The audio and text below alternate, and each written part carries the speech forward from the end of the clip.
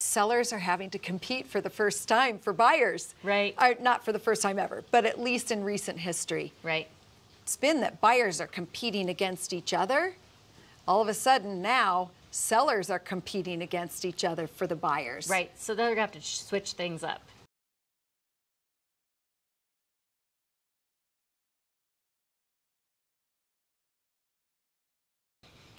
Hi, I'm Liz. And I'm Julie. And this is the second episode of Wine About the Market. We hope you'll pull up a chair, pour yourself a glass of wine, and enjoy us for today's episode, where we're going to talk about inventory and pricing in the Boise market, or actually in Ada County.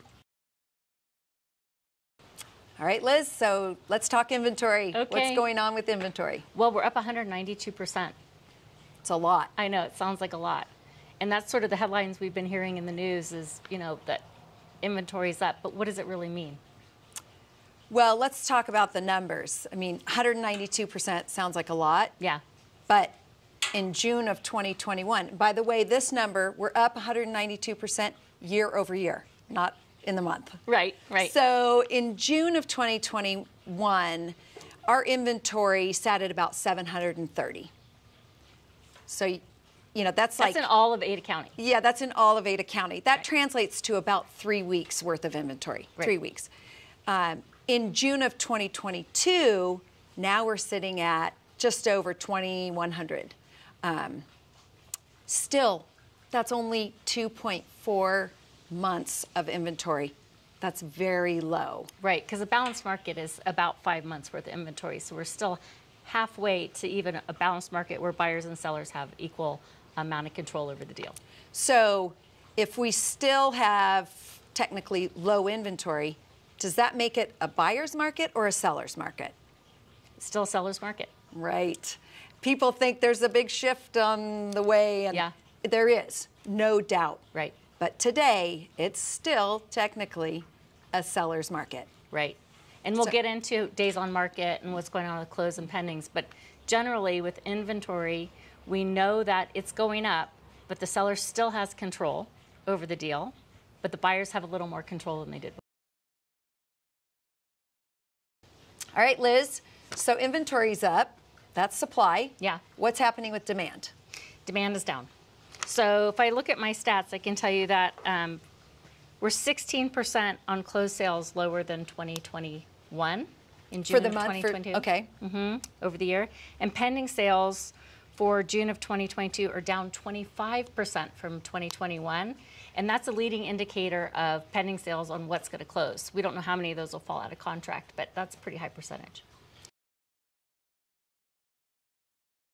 So we talked about inventory, which is supply, is up. Yep. And demand, in the terms of closed and pending sales, is down. Yeah. So what does that do for pricing? Well, it's putting pressure on pricing as well. So in May, we had an accelerated price increase of over $600,000 to the median home price.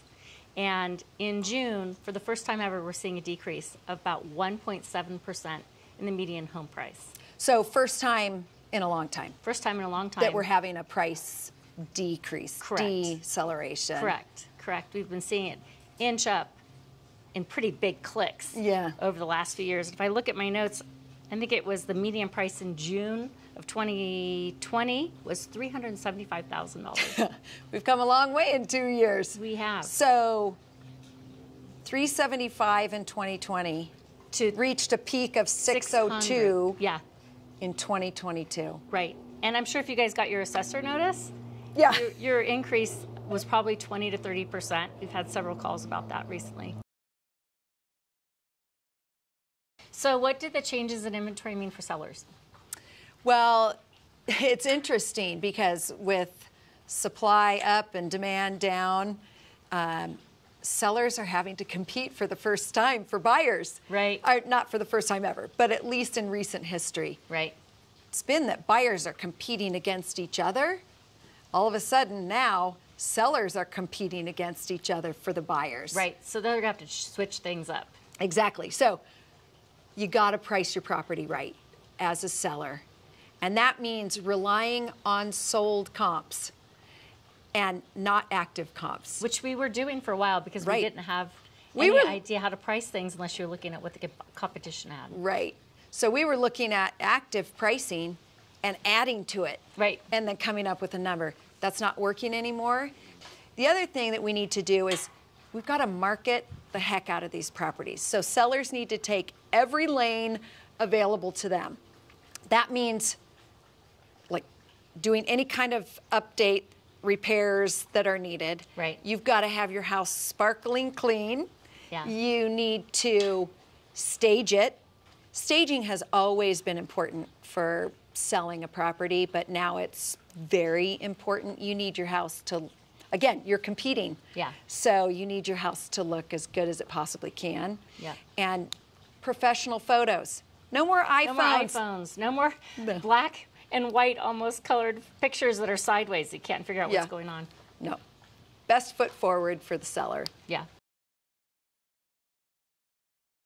So some tricks that sellers can do is, one is they can help buy down the buyer's rate on their interest rates, because we know interest rates are going to go up again, most likely on the 26th. Yeah. And that puts pressure on buyers and pricing. Yeah. And so buying down a rate for a buyer is a good thing because it nets the seller the same amount. Right. Whether you reduce the price of your home, $15,000, or you buy down the buyer's rate by a point, whatever, that same $15,000 or $20,000 buy down nets the seller the same amount, but it's a big difference in savings for the buyers. Right. And so that's a way that sellers can compete for those limited buyers, is by buying down the rate. Right.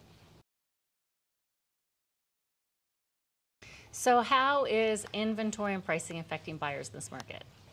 Well, things are getting more sane for buyers, which is a good thing. Right. So buyers have more options in the market, and they also have more time to consider their options. Right. They don't just have to hurry up, get a house. Right. Yeah. And they're not having to negotiate, or they're having more ability to negotiate in the No more contract waiving process. their contingencies. Yeah. Okay, Liz, so let's wrap it up for everybody. Give us a summary. All right. Well, the biggest thing we have a takeaway on this one is that if inventory continues to rise at the rate it's going and demand continues to decrease, then pricing is going to go down.